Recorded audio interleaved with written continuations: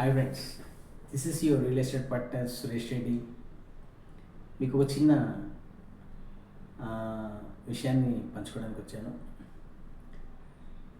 2009 నేను మా friend at a time marriage చేసుకున్నాం. మా ఫ్రెండ్కి ఎప్పుడు 3 లక్షలు కట్టమిచ్చారు.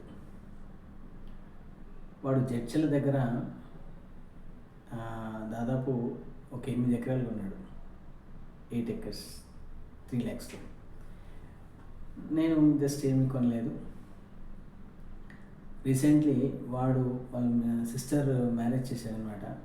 ₹1 కూడా అప్పు చేయకుండా ఆ 8 acresలో 1 acre ల్యాండ్ అమ్మాడు. మీకు చెప్తే ఆశ్చర్యపోతారు. 1 ఎకరం వచ్చేసి 4 కోట్లకి అమ్మాడు. 4 కోట్లలో వాడు ₹1 కోటి పెట్టి ఇల్లు కట్టుకున్నాడు. 3 కోట్లలో అద్భుతమైన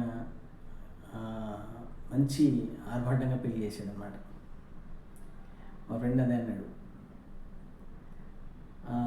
అప్పుడు నేను కొన్న ల్యాండ్ ఈరోజు దాదాపు 24 కోట్ల వరకు వాడు సంపాదన, అంటే 3 లక్షలు పెట్టి కొన్నాడండి.